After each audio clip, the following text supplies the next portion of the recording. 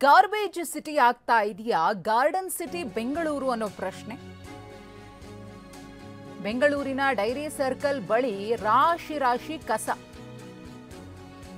ಕಾರ್ಮಿಕ ಇಲಾಖೆ ಕಚೇರಿ ಬಳಿಯೇ ಕಸದ ರಾಶಿ ಬಿದ್ದಿದೆ. ಬಸ್ ಸ್ಟ್ಯಾಂಡ್ ಪಕ್ಕದಲ್ಲೇ ಬಿದ್ದಿರುವಂತಹ ಕಸದ ರಾಶಿ. ಇದರಿಂದಾಗಿ ಓಡಾಡೋರಿಗೆ ಓಡಾಡೋದಕ್ಕಾಗ್ತಾ ಇಲ್ಲ, ಪ್ರಯಾಣಿಕರಿಗೆ ಪ್ರಯಾಣ ಮಾಡೋದಕ್ಕಾಗೋದಿಲ್ಲ, ಬಂದು ಕೂರೋದಕ್ಕಾಗೋದಿಲ್ಲ, ನಿಲ್ಲೋದಕ್ಕಾಗೋದಿಲ್ಲ. ಅಸಮಾಧಾನವನ್ನು ವ್ಯಕ್ತಪಡಿಸಿದ್ದಾರೆ.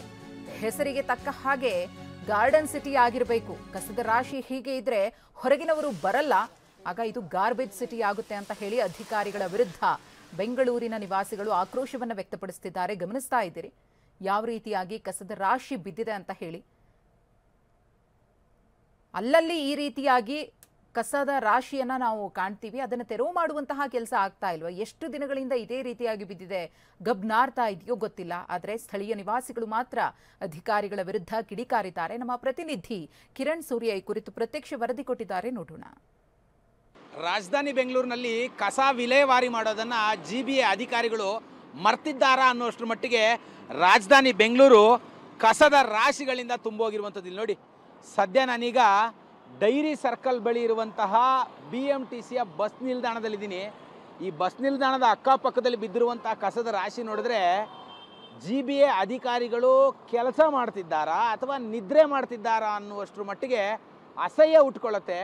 ಸಾಕಷ್ಟು ದಿನಗಳಿಂದ ಬೆಂಗಳೂರಿನಲ್ಲಿ ಸರಿಯಾದಂತಹ ರೀತಿಯಲ್ಲಿ ಕಸ ವಿಲೇವಾರಿ ಆಗ್ತಿಲ್ಲ ಅನ್ನುವಂಥ ಒಂದು ಅಸಮಾಧಾನ, ಆಕ್ರೋಶ ಕೂಡ ವ್ಯಕ್ತವಾಗ್ತಿರುವಂಥದ್ದು. ಆ ನಿಟ್ಟಿನಲ್ಲಿ TV9 ಗ್ರೌಂಡ್ ರಿಪೋರ್ಟ್ ಮಾಡ್ಲಿಕ್ಕೆ ಮುಂದಾಗಿತ್ತು. ಇಲ್ಲಿ ನೋಡಿ, ಇದೆಲ್ಲಿ ಅಂತ ಹೇಳಿದ್ರೆ ಎಲೆಕ್ಟ್ರಾನಿಕ್ ಸಿಟಿ, ಬನ್ನೇರುಘಟ್ಟ, ಜಯನಗರ ಈ ಮಾರ್ಗವಾಗಿ BMTC ಬಸ್ಸುಗಳು ಸಂಚಾರ ಮಾಡುತ್ತೆ.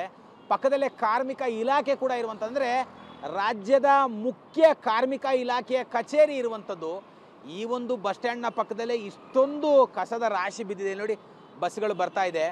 ಹೆಣ್ಮಕ್ಳು ಈ ಒಂದು ಬಸ್ ಸ್ಟ್ಯಾಂಡ್ನಲ್ಲಿ ಕೂತ್ಕೋಬೇಕಾಗಿತ್ತು, ಆದರೆ ಬಸ್ ಸ್ಟ್ಯಾಂಡ್ ತುಂಬ ಕಸದ ರಾಶಿಗಳು ಬಿದ್ದಿರೋದ್ರಿಂದ ಅಕ್ಕಪಕ್ಕದಲ್ಲಿ ನಿಂತು ಸಮಸ್ಯೆಯನ್ನು ಎದುರಿಸ್ತಿದ್ದಾರೆ. ಯಾರೋ ಒಬ್ರು ಪಾಪ ಮಹಿಳೆ ಕೂತಿದ್ದಾರೆ. ಇಲ್ಲಿ ನೋಡಿ ಎಷ್ಟರ ಮಟ್ಟಿಗೆ ಅಂತ ಹೇಳಿದ್ರೆ ಮೂಗನ್ನ ಹಿಡ್ಕೊಂಡು ಅಕ್ಕಪಕ್ಕದಲ್ಲಿ ಓಡಾಡುವಂಥ ಒಂದು ದುಸ್ಥಿತಿ ನಿರ್ಮಾಣ ಆಗಿದೆ. ಅಂದರೆ ಇಲ್ಲಿ ಪಕ್ಕದಲ್ಲಿ ಒಂದು ಕಬ್ಬಿನ ಹಾಲಿನ ಅಂಗಡಿ ಇರುವಂಥದ್ದು. ಆ ಹಾಲಿನ ಅಂಗಡಿ ಅವನು ಯಾರೋ ಗೊತ್ತಿಲ್ಲ, ಪುಣ್ಯಾತ್ಮ. ಅವನ ಹಾಲಿನ ಅಂಗಡಿಯಲ್ಲಿ ಕಬ್ಬನ್ನ ಅಂದರೆ ಜ್ಯೂಸ್ ಮಾಡಿದ ನಂತರ ಉಳಿದಂತಹ ಅಳ್ಟೆಯನ್ನು ವಿಲೇವಾರಿ ಮಾಡಬೇಕಾಗಿತ್ತಿಲ್ಲ, ಕಸ ತೆಗೆದುಕೊಂಡೋಗೋರಿಗೆ ಕೊಟ್ಟು ಇದನ್ನು ಕ್ಲಿಯರ್ ಮಾಡಿಸ್ಬೇಕಾಯ್ತು. ಅವನು ಕೂಡ ಇದನ್ನು ಇಲ್ಲೇ ಬಿಸಾಕಿ ಹೋಗಿದ್ದಾನೆ. ನೋಡಿ, ಅಂಗಡಿ ಹತ್ರ ಏನು ಹಾಕಿಲ್ಲ, ಅಂಗಡಿ ಪಕ್ಕದಲ್ಲಿ ಇಷ್ಟಕ್ಕೊಂದು ದೊಡ್ಡ ಮಟ್ಟದಲ್ಲಿ ಕಸದ ರಾಶಿಯನ್ನು ಸುರಿದೋಗಿರುವಂಥದ್ದು. ಶಾಲಾ ಕಾಲೇಜುಗಳ ವಿದ್ಯಾರ್ಥಿನಿಯರು ಕೂಡ ಓಡಾಡ್ತಾರೆ. ಈ ಒಂದು ಕಸದ ರಾಶಿ ಮುಂದೆ ಇವರೆಲ್ಲರೂ ಕೂಡ ಓಡಾಡಬೇಕಿಲ್ಲ. ನೋಡಿ ಎಷ್ಟು ಮಟ್ಟಿಗೆ ಅಂತ ಹೇಳಿದ್ರೆ ಮೂಗು ಮುಚ್ಕೊಂಡು ಸಾಕಷ್ಟು ಅಸಹ್ಯವನ್ನು ಪಟ್ಕೊಂಡು ಈ ಒಂದು ಕಸದ ರಾಶಿ ಪಕ್ಕದಲ್ಲಿ ಹೋಗ್ಬೇಕಾಗಿದೆ. ಈಗ ಮೇಡಮ್, ತಾವು ಕೂಡ ಈ ರಸ್ತೆಯಲ್ಲಿ ಬಂದ್ರಿ, ಕಸದ ರಾಶಿ ಬಿದ್ದಿತ್ತು. ತಮಗೂ ಕೂಡ ಗೊತ್ತು, ವಿದ್ಯಾರ್ಥಿಗಳಿದ್ದೀರಾ, ಬೆಂಗಳೂರಿನ ಗಾರ್ಡನ್ ಸಿಟಿ ಅಂತ ಕರೀತಾರೆ. ಇದು ನೋಡ್ತಿದ್ರೆ ಗಾರ್ಬೇಜ್ ಸಿಟಿ ಅನ್ಸಲ್ವಾ ಅಂತ? ವಾಸನೆ ತುಂಬಾ ಬರುತ್ತೆ ಇಲ್ಲಿಂದ ಬರುವಾಗ. ಅದೇ I was telling them, like ಅವ್ರು ಕನ್ನಡದವರಲ್ಲ, ಅವರಿಗೆ ಒಂದು it's a bad example that we are showing. ಅವ್ರು ಬಂದಿರೋದು ಎಂತ ಹೇಳೋದು, ಬಿಕಾಸ್ ಬೇರೆ ಕಡೆಯಿಂದ ಈ if you are showing this example to them, ಅದು ಸರಿ ಅಲ್ಲ ಅನ್ಸುತ್ತೆ. ಅದೇ ಸ್ಮೆಲ್ ತುಂಬಾ ಬರುತ್ತೆ ಆಚೆ ಹೋಗುವಾಗ. It's very inconvenient. ತಾವು ರಾಜಧಾನಿ ಬೆಂಗಳೂರಿನ ಜನಪ್ರತಿನಿಧಿಗಳಿಗೆ, ಸರ್ಕಾರಕ್ಕೆ ಏನಾದ್ರು ರಿಕ್ವೆಸ್ಟ್ ಮಾಡ್ತೀರಾ GBA ಅಧಿಕಾರಿಗಳಿಗೆ ಅಂತ? ಅದೇ ಕ್ಲೀನ್ ಆಗಿ ಇಟ್ಕೊಳ್ಳಿ, ಬಿಕಾಸ್ ಗಾರ್ಡನ್ ಸಿಟಿ ಅಂತ ಹೆಸರಿಟ್ಟ ಮೇಲೆ ಅದಕ್ಕೆ ತಕ್ಕಾಗಿರ್ಬೇಕು, ಅದೊಂದೇ. ಈಗ ತಮ್ಮ ಸ್ನೇಹಿತರೆಲ್ಲರೂ ಕೂಡ ಅದನ್ನ ನೋಡ್ಕೊಂಡು ಅಸಹ್ಯ ಪಟ್ಕೊಂಡ್ ಬಂದ್ರು. ಈಗ ಸಾಮಾಜಿಕ ಜಾಲತಾಣದಲ್ಲಿ ತುಂಬಾ ದೊಡ್ಡ ಮಟ್ಟದಲ್ಲಿ ಬೆಂಗಳೂರಿನ ರಸ್ತೆ ಗುಂಡಿ ಕಸಗಳ ಬಗ್ಗೆ ಆಕ್ರೋಶ ವ್ಯಕ್ತವಾಗ್ತಿದೆ. ತಾವು ಏನು ಹೇಳ್ತೀರಾ ಮೇಡಮ್ ಇದ್ರ ಬಗ್ಗೆ? ಅದೇ ಆಕ್ರೋಶ ಎಂತ ವ್ಯಕ್ತ ಆಗ್ತದೆ, ಇಟ್ಸ್ ಓನ್ಲಿ ಬಿಕಾಸ್ ಅದೇ ಸ್ಮೆಲ್ ಅದಿದು ಅಂದರೆ ನಮಗೆ ಅನ್ಕಂಫರ್ಟೇಬಲ್, ಸರಿ ಆಗಲ್ಲ ಆಚೀಚೆ ಓಡಾಡೋಕ್ಕೆ. ಈ ಥರ ಇದ್ದರೆ ಯಾರು ಬರೋ ದಿವಸದಲ್ಲಿ ಯಾರು ಬರಲ್ಲ ಈ ಥರ ಇದ್ದರೆ. ಸೊ ಅದೇ ನಮಗೆ ಎಂಪ್ಲಾಯ್ಮೆಂಟ್ ಅದಿದು ಬೇಕು ಅಂದರೆ ನಾವು ಸಹ ಡೆವಲಪ್ಮೆಂಟ್ ಸಹ ಮಾಡಬೇಕಾಗುತ್ತೆ. ಅಂದರೆ ಇವಿಷ್ಟು ಕೂಡ ಇಲ್ಲಿರುವಂತಹ ಉದ್ಯೋಗಿಗಳು ಹೇಳಿದಂಥದ್ದು. ತುಂಬ ದೊಡ್ಡ ಮಟ್ಟದಲ್ಲಿ ವಾಸನೆ ಬರುತ್ತೆ. ಅಂದರೆ ರಾಜ್ಯ ಸರ್ಕಾರ ಈ ಬಗೆಗೆ ಎಚ್ಚೆತ್ಕೊಂಡು ಇವನ್ನ ಒಂದಷ್ಟು ಕ್ಲಿಯರ್ ಮತ್ತು ಕ್ಲೀನನ್ನು ಕೂಡ ಮಾಡಬೇಕು ಅನ್ನೋಂಥ ಒಂದು ಮನವಿಯನ್ನು ಕೂಡ ಮಾಡಿದ್ರು. ಕ್ಯಾಮ್ರಾ ಪರ್ಸನ್ ರಾಜು ಜೊತೆ ಕಿರಣ್ ಸೂರ್ಯ, TV9 ಬೆಂಗಳೂರು. ಇನ್ನು ಈ ರೀತಿಯ ಕಸದ ಸಮಸ್ಯೆ ತಲೆದೋರಿದೆಯಲ್ಲ, ಯಾರನ್ನ ಪ್ರಶ್ನೆ ಮಾಡಬೇಕು? ಪ್ರಶ್ನೆ ಮಾಡಿದಂತಹ ಸಂದರ್ಭದಲ್ಲಿ ಅಧಿಕಾರಿಗಳ ಉತ್ತರ ಹೇಗಿರುತ್ತೆ?